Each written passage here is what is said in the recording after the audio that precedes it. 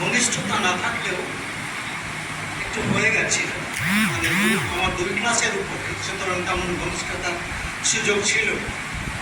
কিন্তু তার এক সম্ভবত চাচাতো ভাই আব্দুল মালিক আমার সহপাঠী ছিল। আব্দুল মালিক মারা গেছে। চৌমাথার মোড়ের উপরে তাদের গাড়ি যাতায়াত ছিল, সেই সূত্রে নিজাম ভাইয়ের সঙ্গে একটা সম্পর্ক গড়ে উঠেছে। তারপরে দীর্ঘদিন যোগাযোগ ছিল। আমি আমার জগতে, তিনি তার জগতে, যতদিন জানতাম তিনি বর্তমানে ছিলেন এবং ব্যবসা করতে করতেন। ব্যবসায়ী সাহিত্যিক এই বিষয়টা আমার মনে হচ্ছে যে নিজাম ভাই অনেকের পূর্বসূরি। এখন পশ্চিমবাংলা একজন নামকরা সাহিত্যিক ইসমাইল দরবেশ তার দুখানা উপন্যাস অত্যন্ত জনপ্রিয় হয়েছে এবং একটি তালাশনামা তার ইংরেজি অনুবাদ হচ্ছে, আরেকটিও হয়তো অনুবাদ হচ্ছে, তিনি বিখ্যাত হয়েছে। কিন্তু এস এম নিজামুদ্দিন তারও বহু আগে এই কাজটা শুরু করেছিলেন। এই তল্লাটা তো নয়, সারা পশ্চিমবাংলায় এরকমের একজন ব্যবসায়ী মানুষ তিনি সাহিত্য করেছেন এরকম বই তার আগে আমার চোখে পড়ে। আর ব্যবসায়ী বলতে আমার নিজের খুব খারাপ ধারণা ছিল। মানে আমি জমিপুর হাই মাদ্রাসে আসতাম, জমিপুর বড় ছিল তখন, খুব নাম করা ব্যবসা কেন্দ্র। তো তাদের সম্পর্কে, তাদের অনেকের সম্পর্কে আমাদের খুব ভালো ধারণা ছিল। আব্দুল লতিফ সাহেব ছিলেন খুব বিখ্যাত মানুষ, মানে সম্ভবত 3 বা 4 দশকের বিএসসি। তো তিনি চাকরি করেন, তিনি সেকালের বিএসসি, মানে তিনি অনেক বড় জায়গায় পৌঁছাতে পারতেন। কিন্তু বরিশালের মুদিখানা দোকান তিনি চালাতেন, অত্যন্ত বিনয়ী একজন মানুষ। তাকে এবং তার পরিবারের কিছু সহপাঠী ছিল, তাদের সম্পর্কে একটা পরিস্থিতি থাকে। কিন্তু সেই জায়গাতে নিজামুদ্দিন সাহেব এমন একজন ব্যবসায়ী হিসেবে নিজের প্রতিষ্ঠিত করেন, একজন সৎ ব্যবসায়ী হিসেবে। ব্যবসায়ীরা মিথ্যে কথা বলেন এরকমের একটা বিশ্বাস আমাদের আছে এবং তার প্রমাণও আমরা বহু পেয়েছি। কিন্তু নিজাম সাহেব সম্পর্কে এই ধরনের কোনো অভিযোগ, অনুযোগ কারো আছে বলে তারপরে তার সাহিত্য চর্চা এবং সাহিত্য চর্চার সঙ্গে যেটা এখানে গুলবাগ একাডেমির কথা এসেছে, 1986 সালে তিনি যখন এরকম একটি প্রাইভেট স্কুল প্রতিষ্ঠা করেছিলেন, তখন চারদিকের ইতিহাসগুলো দেখুন, এই ধরনের পরিকল্পনা কারো মাথায় ছিল না। আজকে পাড়ায় পাড়ায় হয়েছে, কিন্তু 1986 সালে, আজ থেকে 39-40 বছর আগে এই ভাবনাটা কারো মাথায় ছিল না। গোটা রঘুনাথগঞ্জ ব্লক 1, ব্লক 2, আশপাশের ব্লকগুলো দেখলেও দেখবেন যে তিনি ছিলেন আয়োগী। এবং এই সঙ্গে ফুলবাগান একাডেমির প্রতিষ্ঠাকাল থেকেই নাম আছেন, তাদের একজন আছেন। কিন্তু আমার মনে পড়ছে যে সেই সময়ে তিনি একটা চক্ষু চিকিৎসা শিবির করেছিলেন ফুলবাগান, যাতে বিনা পয়সায় মানুষ চোখের চিকিৎসা করতে পারে। সালাম জানাই। সর্বপ্রথম আমি যেটি বলবো যে আমরা একজন ভালো মানুষকে হারিয়েছি। একজন খুব ভালো মানুষ ছিলেন, আমি কয়েকবার তার সঙ্গে সাক্ষাৎ করেছি এবং এস এম নিজামুদ্দিন সাহেবকে আমি খুব বেশি দিন আগে মানে চিনতাম না। প্রথম রাজেশ ভাই আমাকে প্রথম ওনার সম্বন্ধে বলেছিলেন যে উনি খুব অনেক লেখালেখি করেন। তারপরে আমরা এই গুলবাগ একাডেমিতে আমরা একটা সবাই এসেছিলাম, সম্ভবত সবুজ সমাজ বার্তার মুস্তফা শেখ করেছিলেন। তখন প্রথম পরিচিতি মানে আমাদের হয়। তবু তখন জানতাম না যে উনি লেখালেখি মানে এতটা করেন। তারপর রাজেশ ভাইয়ের সঙ্গে আমার যেহেতু প্রায় দেখা হয়, আড্ডা মারি আমরা, তো ওনার সঙ্গেই উনি প্রথম বলেছিলেন। তারপরে জঙ্গিপুর বইমেলায় প্রথম আমরা একসঙ্গে থাকি, সেখানে ওই রিটার্ন দিয়েও ছিলেন। তারপরে আমার অনুষ্ঠানের জন্য আমি ইনভাইট দিই সেখানে। তারপরে উনি মানে এক কথা বলতেই তিনি আমার অনুষ্ঠানে গেছিলেন। মানে একটা সাধারণ মানে খুব ভালো মানে ছিলেন, ভালো মনের মানুষ ছিলেন, সাধারণ লোক ছিলেন, এবং তার মধ্যে মানে একটু অহংকার বোধ ছিল না এটুকু। মানে আমার তো বয়স অনেক কম ওনার চেয়ে, তো এক কথা বলে তো তিনি রাজি হয়েছিলেন, আমার ওখানে মানে গিয়েছিলেন। এবং আমি যে পত্রিকাটি সম্পাদনা করি স্বপ্নের ভোলা সাহিত্য পত্রিকা, সেখানে তার লেখাও মানে ছিল গতবার। হ্যাঁ, ভারসাম্য গল্পটি ছিল সেখানে। আমাদের দুটি গল্প দিয়েছিলেন, তো মানে একটি গল্প একটু বড় হয়, আমি বলেছিলাম যে গল্পটি মানে ছাপি, তো উনি বলেছিলেন ঠিক আছে তোমার যেটি ভালো লাগছে সেটি নাও। তারপরে ওনার বেশ কয়েকটি বই আমাকে দিয়েছিলেন, বইগুলো আমার কাছে আছে, পড়েছিও। তো আমি মানে ছোট লেখার জন্য আমি কবিতা চাইছিলাম অ্যাকচুয়ালি।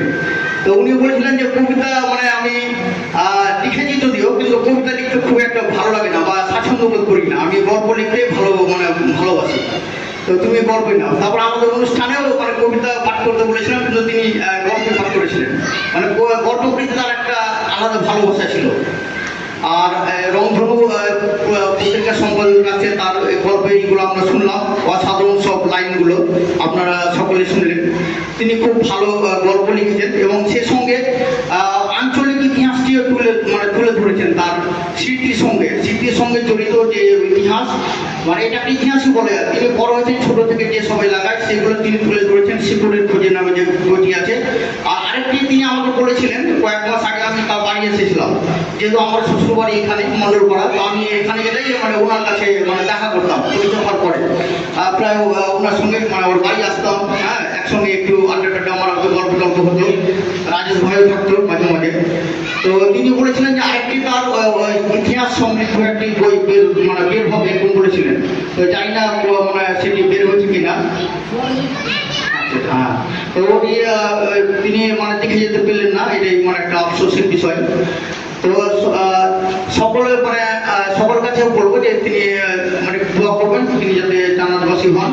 এগুলো আমরা সংক্ষিপ্ত বক্তব্য শেষ করছি। আমরা বেশিরভাগ এই বড় এলাকা থেকে জানি যে এখানে তাঁত শিল্প হয় এবং তার সঙ্গে ব্যবসা হয়। পুরনো বাজার এটি, পাইকারি এবং খুচরো এখনো আছে। তো তিনার সঙ্গে আমার নামাজ কায়েম, ইবাদত বান্দেগী সমস্ত কিছু করতে, চায়ের আড্ডা তো হতোই আমার। হঠাৎ করে বর্ধমান থেকে একটা পোস্ট ফেসবুক মারফত হঠাৎ করে চোখে পড়ল। সেই কবিকে আমি ফলো করে রেখেছিলাম। ছবিটা দেখে আমি চমকে উঠলাম। আমার যে ছবিটা তুলছিলাম, ভালো করে দেখছি যে হ্যাঁ, তিনি আমাদের প্রাণের। আমি মানে কোন সম্পর্কগুলো এটা আমি বুঝতে পারছি। তিনি এসে নিজা বলতেন আমার সাথে, ভালো করে বললাম টোটাল তিনি যে কি রচনা করেছেন আগে আমি কিছুই জানতাম। 4 বছর করলেন জাস্ট এই যে তিনি তবুয়ের প্রবাহ থেকে সেই জীবনের রং বদল, এবং আমাকে 1 গুচ্ছ পাণ্ডুলিপির জেরক্স কপি আমাকে প্রদান করেছে শেষে। আরও অবশিষ্ট আছে যেটা বললাম না নাতে। হ্যাঁ, তো তিনি আমাকে প্রচণ্ড স্নেহ করতেন, ভালোবাসতেন এবং খুব মোটিভেশন করতেন। এবং এই গুলবাগ একাডেমির প্রশংসায় পঞ্চম ছিলেন। তিনি বলতেন যে এই গুলবাগ একাডেমিকে আমি এমন একটা পর্যায়ে দেখতে চাইছিলাম, হয়তো আমি সেই জায়গায় নিয়ে যেতে পারিনি। আফসোস করতেন। যাই হোক, যে কথা বলছিলাম একটু ব্যাগ যাই, তারপরে এইসব বিষয় নিয়ে একটু হালকা করে লেখাপড়া করা হবে। ফেসবুকের মারফতে জানলাম এতগুলো বই তিনি রচনা করেছেন, এত ভালো কবিতা তিনি উপহার দিয়েছেন, পাঠকের মন জয় করেছেন। বিখ্যাত সাহিত্যিকদের দ্বারা তিনি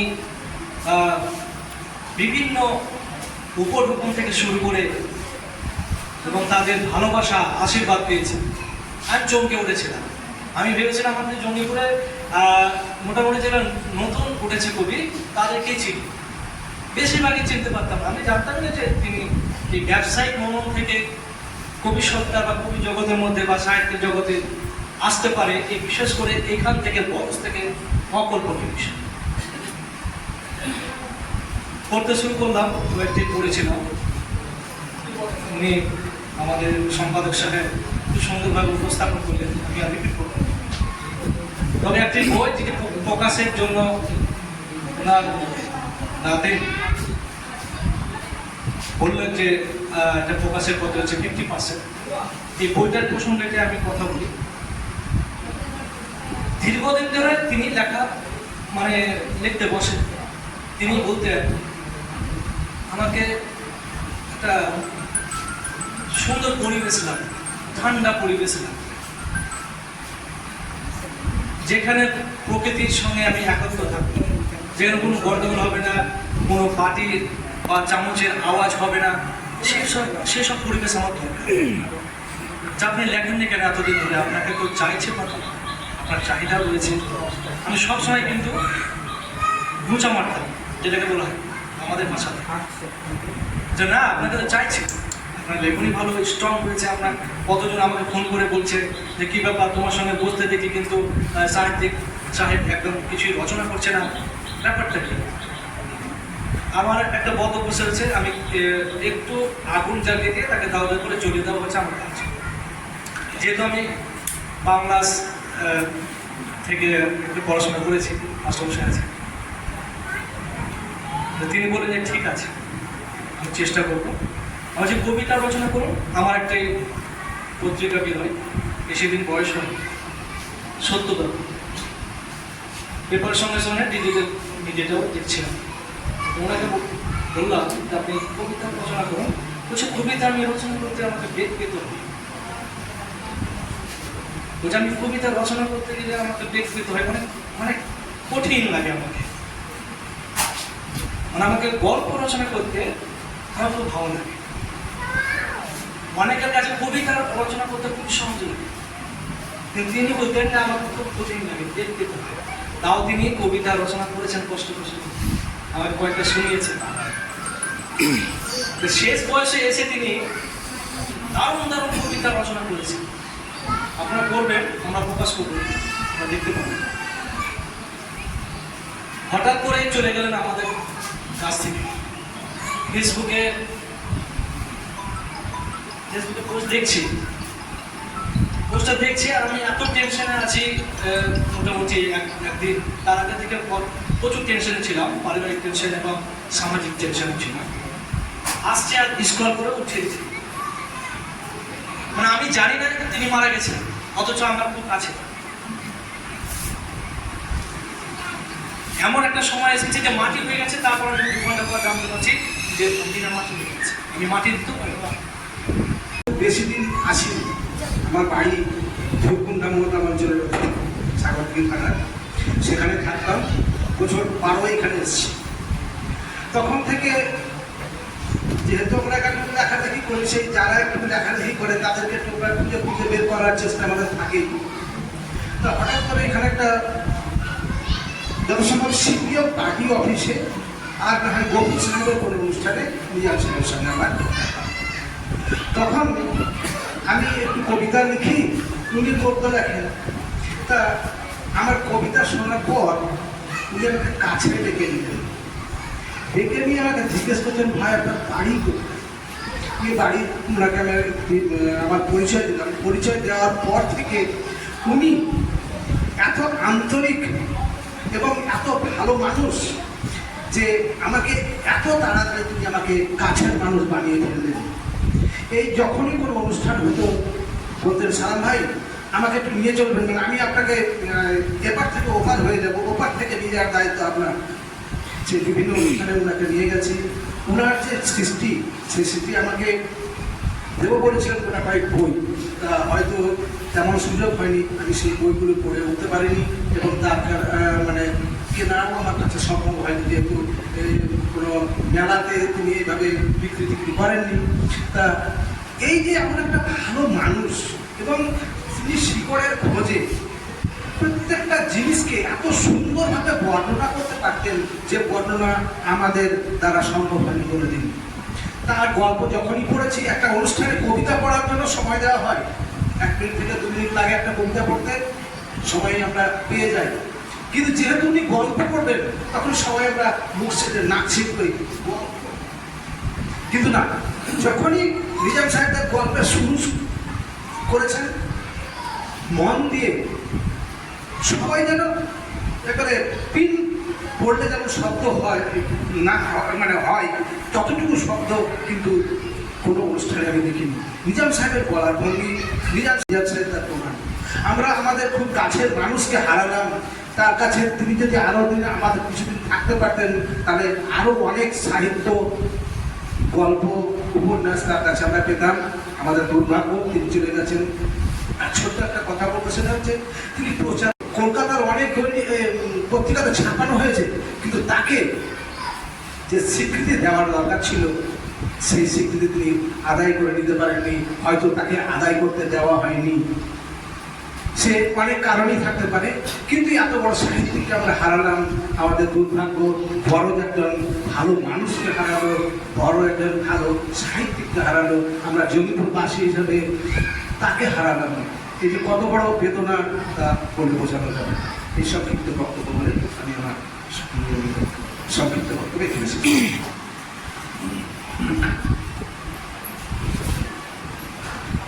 ধন্যবাদ আব্দুল সালাম সাহেবকে। এবার আমি ডেকে নিচ্ছি যাচ্ছি। বয়সে আমার সবাই ছোট, তারপরে সবাই আমি বেশি না, কিছু পয়েন্টেই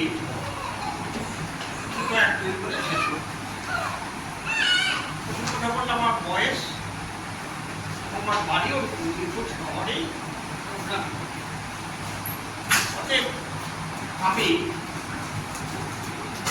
তো অনেক কিছু জানি বা অনেক কিছু করতে পারি, কিন্তু অভিজ্ঞতা যা দেখলাম কারো কম নয়, কিন্তু অভিজ্ঞতার কাজে আমরা ফলটা আনতে পারছি না। একটু আমি গাছের কথা হলো, গাছ লাগালে হয় না, যত্ন হয়। যেমন সাহেবের সাথে বলতে ওর লেখা কৃষি করবেন, কম বেশি জানেন, আমি যেমন জানি তা নয়। জানুন সাহেব পত্রিকা থেকে একটু পড়ে শোনালেন, পড়ালেন যে পৃথিবীর আর সমাজটা আমাদের সাথে পরপর খাওয়া হয়ে আছে, যে চলছে শুধু মানুষের নয়, মশা থেকে ব্যাং থেকে বা আর পৃথিবীটাও তাই। রাষ্ট্র সম্পদ একটা আছে, সেটা কোনো মূল্য নেই। আমরা জবান আমরা যা দেখছি ওইগুলো দেখছি, এটা বড় খবর। সংযুক্ত একটা নতুন দিকে ঠিক ওই সাপের মতো খাওয়া, সেই জিনিসটা সংক্ষেপে নিজাম সাহেব তুলে ধরেছে গল্পে। আবার দেখি সামান্য একটু ভাবলে ভালো হয়ে যাবে, ওটা ওই একটা লাইনে পৃথিবীর ছবিটা হলো। দ্বিতীয়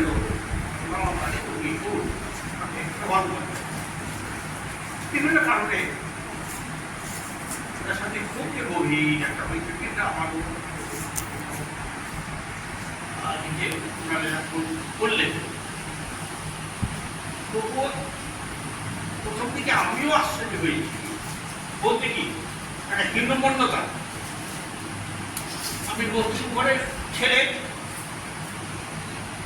কিন্তু হলেও আমি মধ্যবিত্তের একটা কি হচ্ছে লেখাপড়া করা, বিভিন্ন আলোচনা, সাহিত্য, সংস্কৃতি, এই সেই জিনিসটা আমাদের মুসলিমানে কম, শুধু মুসলিম টাইপ নয়। আপনি পাশাপাশি যে পরিবেশ আছে, জেলে আছে, গোয়াল আছে, মুখ আছে, পাপের কোথাও মুসলিমদের দিলে হবে না। ভাই রুলের থেকে এসেছে, কেন করেনি? শোনেনি বড়জি গরিব আছে, কিন্তু আমার মনে হয় না যে গরিব যেটাকে বলি সেটা বড়জি কখনো ছিল আছে। এর আগে স্কুল অনেকদিন আগে না, ব্রিটিশ আগে এই স্কুল থেকে অনেকে পড়াশোনা করেছে। আমার বাড়ি, আমার চাচারা, আমার বাবা এসব এই স্কুলে করেছে, এখনো অবশ্য আমার ছেলে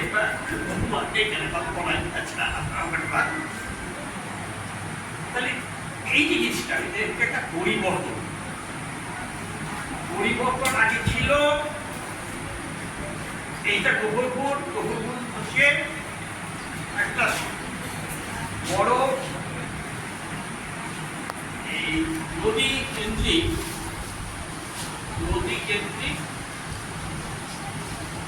পোর্টের বলেছি, ইংরেজরা এদিকে এসেছিল, এই নদীর পথে এসেছিল, এসে যা কিছু তখন থেকে যেসব শিল্প থেকে আরম্ভ করে সব কিছু করছে এই নদী পথ দিয়ে, পথটা দিয়ে মালদা গেছে। কিন্তু পরবর্তীকালে এটা হলো কি, ইংরেজের পরে রুল আমরা যা জানি, যারা এখন তো সব অনেকের পড়াশোনা করছে, কিছু আগেও দেখা যেত কিন্তু মুসলিমরা শিক্ষাতে আসেনি, 150 বছর পিছিয়ে আছে। কোন শিক্ষা? সাথে বললেন ইংরেজি যে শিক্ষা, আমাদের সাহিত্যটা কি ইংরেজি ধারণার সাহিত্য, তাকে সাহিত্যটা কি ফার্সি সাহিত্য অনেক উন্নত, আরবি সাহিত্য অনেক উন্নত, ইংরেজি কি তার থেকে অনেক আগে। কিন্তু আমার এইটাও আছে, মুসলিমটাকে আর যে মুসলিম রাগের সাথে একটা কথা বলছেন, নিজে কি মনে বলছেন, সেখানে নামাজ হচ্ছে যে উদ্দেশ্য আমরা তো জানি, যারা লেখক, যারা সাহিত্যিক, তাদের উদ্দেশ্য একটাই থাকে যে একটা সুন্দর সমাজ কীভাবে তৈরি করা যায়। আর নানার ভাষায় আধার ছড়িয়ে আমাদের এক স্বপ্ন সমাজ। তো নানা এই সমাজের যে পিছিয়ে পড়া বা সমাজের মানুষের যে দুঃখ কষ্ট, এই সমস্ত জিনিসগুলো নানাকে খুব নাড়া দিত। আর সেই উদ্দেশ্যে নানা তিনি লিখতেন। রিসেন্টলি নানা শিকড়ের খোঁজে একটা বই পাবলিশ করেছেন, যে অর্ধেকটা হয়েছে, অর্ধেকটা এখন বাকি আছে। পাণ্ডুলিপিগুলো বাড়িতে এখনও আছে। নানা প্রায় বলতো যে জাতি ইতিহাস জানে না সেই জাতি শেকড়হীন, সেই জাতি বর্বর। তাই আমাদের প্রত্যেকের ইতিহাসটা জানা উচিত। সেই উদ্দেশ্যে নানা শেকড়ের খোঁজে বইটা লিখতে শুরু করেছিলেন। আমি খুব আশাবাদী যে এখানে যারা সাহিত্যপ্রেমী আছেন তারা এই কাজটিকে ভবিষ্যতে আরও এগিয়ে নিয়ে যাবেন এবং বড়জোর এই ইতিহাসটাকে সম্পূর্ণতা দান করবেন। আর আমার বিশেষ কিছু বলার নেই। দুঃখ কষ্ট এই সমস্ত নিয়ে তো জীবন, এগুলো দিয়ে তো এগুলো বাদ দিতে পারে না। তাই এতটুকু আপনাদের কাছে আবেদন যে দোয়া করবেন যাতে এই দুঃখ কষ্ট না আসে, যেন মানসিক শান্তিটা থাকে সবার। মাননীয় সভাপতি আমাকে একটা ফ্রেম বেঁধে দিচ্ছেন, আমি তাকে সম্মান জানিয়ে আমার বিপদের কথা বলি। আমরা যারা এই সাহিত্য এবং ভাষা পড়েছি তাদের অনেকগুলো সীমাবদ্ধতার মধ্যে অন্যতম সীমাবদ্ধতা হচ্ছে প্রায় একই কাঠামোতে সব কিছুকে বিচার বিশ্লেষণ করা। আমাদের যেভাবে শেখানো হয়, যেভাবে আমরা ডিগ্রি অর্জন করি, সেইখানে যে খুব মুক্ত বিদ্যা চর্চা হয় এমন নয়, তারও একটা এজেন্ডা থাকে। আপনারা যারা এখনো অল্প বিস্তর পড়াশোনা করেন তারা নিশ্চয়ই উপলব্ধি করবেন যে স্কুল, কলেজ, বিশ্ববিদ্যালয় একমাত্র শিক্ষা প্রতিষ্ঠান নয়। সেখানে একটা বাধা ধরা শৃঙ্খলার মধ্যে ডিগ্রির চর্চা হয়। মূল শিক্ষা সেখান থেকে বেরিয়ে আসার পর উন্মুক্ত হবে, যখন সিলেবাস নেই, যখন গুরু মশাই সামনে নেই, যখন একটি প্রতিষ্ঠান নেই কিংবা প্রতিষ্ঠানের কিছু বাধ্যবাধকতা নেই যে এই ফর্মেই উত্তর লিখতে হবে, নইলে নম্বর কাটা যাবে, তুমি নিজের কথা বলতে পারবে না। এ থেকে বেরিয়ে আমরা যারা অল্প বিস্তর একটু পড়াশোনা করার সুযোগ পেয়েছি, কারণ আমি এমন একটা পেশায় থাকি, আমরা অনেকেই যাদের, আর এমনিও এই পেশায় না থাকলেও যাদের আগ্রহ আছে, তারা এই পাঠ মাধ্যমে শিক্ষা, যার কোনো শেষ নেই, সেটা গ্রহণ করার চেষ্টা করে। আমি মার্জনা চাইব এই কারণে, আমি কিভাবে হাতে পেয়েছিলাম জানি না। এখানে রংধনু পত্রিকার সম্পাদক আছেন জনাব জাইনুল আবেদিন সাহেব, ওনার নির্দেশে কোনো সভা সমিতিতে দেখা হয়েছিল কিংবা কিছু। জীবনের রং বদলের এই বইটা নেই, এই বইটা তো দ্বিতীয় সংস্করণ। প্রথম সংস্করণটা হয়েছিল নতুন গতি প্রকাশনী থেকে 2001 সাল, আর আমি 2001 সালেই কর্মসূত্রে এই শহরে আসি। তো তার কিছুদিন পরেই আমি বইটা হাতে পাই। বললাম যে কিভাবে পেয়েছিলাম আমার মনে নেই। হ্যাঁ, ওটা আমার আছে। তো সেই বইটা নিয়ে আমি আলোচনা করেছিলাম, একটা লিখিত আলোচনা, যেটা রংধনু পত্রিকায় বেরিয়েছে। আমি সেইটা এখন পেলে ওই লেখাটা পুরো একদম বাদ করে দেবো। ওই লেখাটা আমার হয়নি, আসলে এইভাবে লেখা যায় না। এইরকম যারা সাহিত্য চর্চা করেন, শুধু সাহিত্য চর্চা করেন না, আদতে শেকড়ের সন্ধান করেন। আদতে যে কথাটি আমি ঘুরে ফিরে বলি, নিজামদার সাথে আমার একটু ঘনিষ্ঠতা ছিল পরবর্তীকালে, এটার সূত্রেই কিন্তু এই গল্পে যে লেখক, তার সাথে আলাপ করব এই সুবাদেই তার সাথে আমার একটু উঠা বসার ঘনিষ্ঠতা। তো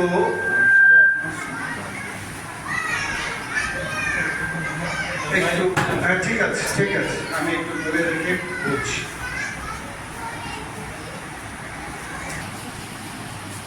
তিনি একটা আন্দোলন করছেন। আসলে তিনি সোচ্চারে কোনোদিন বলেননি কথাটি, এই যে গোলবাগ রাজনীতি, এ আর 5টা শিক্ষা প্রতিষ্ঠান নয়, এটা একটা আন্দোলন। আমাদের দুর্ভাগ্য শব্দটা আমি ব্যবহার করি না, ওই সম্মানী না বলে ব্যবহার করি না, কিন্তু আমাদের এটা ইতিহাস। এই ঝাঁচকচকে পৌরসভা, মূল কেন্দ্রের যে ঝলমলে আলো, তার একটু দূরে আড়ালে যে এই থাক অন্ধকার, বিশেষ বিশেষ অঞ্চলে এখানে আসতে গিয়ে আজও লক্ষ্য করলাম, একটা স্কুল চলে এখানে, বাচ্চাদের স্কুল, খুবই গুরুত্বপূর্ণ একটা ব্যাপার। পৌর এলাকায় একটি বাচ্চাদের স্কুলের প্রবেশ পথটা এইরকম ড্রেনের জল উপচে পড়া নোংরা, কতদিন জমে আছে তার ঠিক নেই, এত প্রচার হচ্ছে। কোথাও জল জমতে দেওয়া হবে না এই মর্মে কত কোটি টাকা যে বরাদ্দ হয়েছে শহরে, তার ঠিক ঠিকানা নেই। আপনারা জানেন যে গুরুত্বপূর্ণ একটা কেন্দ্রীয় প্রকল্প অভিজিৎ বাবুর সুপারিশে এই পৌরসভা পেয়েছে। সেই সব টাকার অঙ্ক শুনলে আমাদের মাথা কাজ করে না। কত কথা আমরা ভাবতেই পারি না যে সেটা নাকি প্রায় 500 কোটি টাকা। সেই টাকা কিভাবে গায়েব হয়ে যায়, এইরকম একটা পৌরসভা ড্রেন টুকু পরিষ্কার হয় না, অথচ আমরা প্রতিনিধি নির্বাচন করি। এক আশ্চর্য ব্যাপার, আশ্চর্য বই পড়ি যে একটা বাচ্চাদের স্কুল ন্যূনতম যে স্বাস্থ্যবিধি, ফলে এস এন নিজামুদ্দিনকে প্রায় আমি মনে করি দারিদ্র সীমার কাছাকাছি থাকা একটি মানুষ কে একটা স্কুল প্রতিষ্ঠার কথা ভাবতে হবে। ভাবা যায়? বললাম যে বিশেষ বিশেষ অঞ্চল, এখানে স্পষ্ট করেই বলা ভালো এইটা মুসলিম অধ্যুষিত একটি পৌর অঞ্চল। এগুলো লক্ষ্য করা যায় পৃথিবীর যে কোনো সংখ্যালঘু অধ্যুষিত এলাকায়। মনে করবেন না যে শুধু মুসলমানদের এলাকায় এটা হয়, পৃথিবীর যে কোনো দেশের সংখ্যালঘু এলাকা এই দৃশ্যই কম বেশি আপনি দেখতে পাবেন। বাংলাদেশে গেলে হিন্দু আছে যারা, বৌদ্ধ আছে যারা, রোহিঙ্গা আছে যারা, তাদের নিয়ে যাবতীয় কাজ কুকাজ করিয়ে নেবে, তাদের এলাকায় কোনো উন্নতি হবে না। শিক্ষা তো দেওয়াই হবে না, কারণ সেই কাজ করে নেওয়া যাবে না। ভোটের সময় শুধুমাত্র হচ্ছে একটুখানি আশকারা দিয়ে মাথায় হাত বুলিয়ে কিছু উপঢৌকন বিভিন্ন ফর্মে দিয়ে তাদেরকে তাকিয়ে দিয়ে গুছিয়ে নিয়ে যারা ক্ষমতায় আসবে তারা কাদের প্রতিনিধিত্ব করে আমরা জানি, এই পৌরসভায় থেকে জানি, এই রাজ্যে থেকে জানি, এই দেশে বসবাস করে জানি। পৃথিবীর সম্বন্ধে অল্প বিস্তর আমাদের যাদের আগ্রহ আছে তারা বিরক্ত হচ্ছে। তো বলছিলাম যে আমি এই লেখাটা তুলে নিতাম, লিখে নতুন করে লিখতাম। এই লিখতাম কথাটা বলছে এই কারণে আমার এখনো মনে হয় যে নিজামদার এই যে কাজ, আমাদের যদি আজকের এই স্মরণ সভার প্রধান দায় এসে থাকে, তাহলে এই কাজগুলোকে নিয়ে আরো নিবিড়ভাবে আমাদের গবেষণা করা। এই গবেষণা কিন্তু প্রথাগত বিশ্ববিদ্যালয়ের শৃঙ্খলা মেনে গবেষণা নয়। আমিও করেছি গবেষণা, আমিও ডিগ্রি পেয়েছি, কিন্তু সেটা নয়। তার একটা ফ্রেম থাকে, বাধ্যবাধকতা থাকে, এর মধ্যেই করতে হয়, সময়সীমা থাকে। কিন্তু আমি যেটা বলছিলাম, যখন আমি সেই থেকে দূরে চলে এসেছি, যখন অল্পবিস্তর আরো ভিন্ন ধারণাগুলো নিয়ে, ভিন্ন চিন্তা নিয়ে একটু লেখাপড়া করার সুযোগ পেয়েছি, তখন জেনেছি যে একই ফর্মে সবকিছু আলোচনা করা যায় না। গল্প আমি যেটা পড়ে এসেছিলাম, যে আপনারা জানবেন যে গল্প সাহিত্য একটা পাশ্চাত্য ধারণা।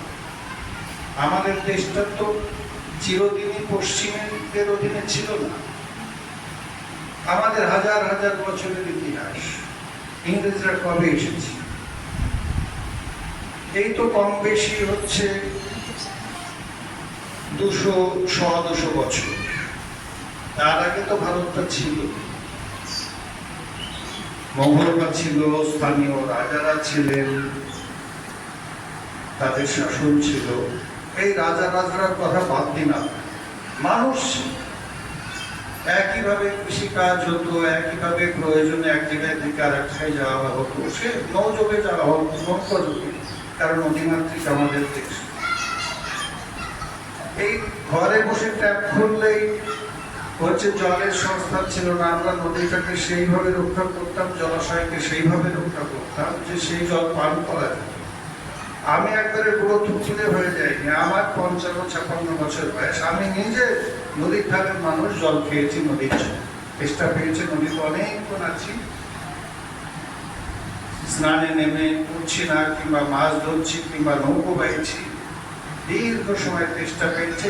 বোতলে করে জল নিয়ে যাওয়ার কনসেপ্ট আমাদের সময় ছিল। তাহলে জল দূষিত করে যে জলের ব্যবসা চলছে, পুরোটা ব্যবসার সঙ্গে যুক্ত করে যা চলছে পৃথিবীতে, তার একটা বিকল্প পৃথিবী আছে, যেটা ছিল আমাদের। এই যে সম্প্রতি শামসুরগঞ্জে যে ঘটনা ঘটল, আমাদের কালকে একটি হচ্ছে কনভেনশন আছে ওই এলাকায়, ঔরঙ্গাবাদে, এবং মৈত্রী মিছিল আছে, করতে হচ্ছে আমাদের এই কারণে যে যাদেরকে আমরা আমাদের নিরাপত্তার দায়িত্ব দিয়েছি, আমাদের জনপ্রতিনিধি, আমাদের সরকার, আমাদের পুলিশ প্রশাসন, তারা দায়িত্ব পালন করছে না। তাদের সুপরিকল্পনায় মানুষের সম্পর্ক বিষিয়ে যাচ্ছে। আমি যার সঙ্গে এতদিন ধরে ওঠা বসা করলাম, কোনো সময় সম্প্রদায় পরিচয় একমাত্র পরিচয় হয়ে ওঠেনি। একসাথে খাওয়া দাওয়া করিনি, আলাদা কথা, আচার বিচার বিশ্বাস সংস্কার সে ছিল, কিন্তু এত ঘৃণা, এই সাম্প্রদায়িক ঘৃণা যাকে বলে, এখন ধর্মচর্চার অন্যতম প্রধান কাজ হয়েছে যেন ঘৃণা ছড়ানো, বিদ্বেষ ছড়ানো। কে কত বেশি ঘৃণা করতে পারে, ক্ষতি করতে পারে, তাই যেন প্রধান উদ্দেশ্য হয়েছে। অথচ এতদিন ধরে বসবাসের ইতিহাস, তুর্কিরা আজকে এসেছে, ইতিহাস বলছে 800 বছর, ইতিহাসের প্রমাণ। ওই মরুদেশে এমনি চলে এলো আর আমরা জায়গা ছেড়ে দিলাম। তাদের অসুবিধা ছিল, আসতে হতো। তাদের দেশের যথেষ্ট এইরকম খাদ্য সম্পদ নেই, হাত বাড়ালে মানব সম্পদ নেই, তাদেরকে যেতে হয়েছে বিভিন্ন জায়গায়, যেভাবে ইংরেজরাও এসেছে। কিন্তু তারা একবার আমরা সিংহাসন ছেড়ে দেবো, এটা হয়? আমাদের থেকে নিশ্চয়ই সেই কৌশলে এগিয়েছিল। আপনারা শুধুমাত্র জালালউদ্দিন রুমি সম্বন্ধে যদি একটু জানেন, মাস্টারমশাই বলছিলেন সেদিন, আমরা আচ্ছা যেটুকু জানি, কত বড় চিন্তাবিদ হলে, দার্শনিক হলে, প্রাজ্ঞ হলে এই সাহিত্য সম্ভার রচনা করে, তাহলে একটি সভ্যতার কতখানি উন্নতি হলে সেই কাল থেকে এইরকম একজন মনীষী, একজন কবি, একজন সন্ত, যা প্রভাবিত করছে পুরো বিশ্বকে, এই উপমহাদেশকে তো বটেই। তো কথাটা হচ্ছিল যে আমরা এতদিন এমনি আছি, আমাদের মধ্যে একসাথে বসবাসের সহনশীলতা নেই। আমরা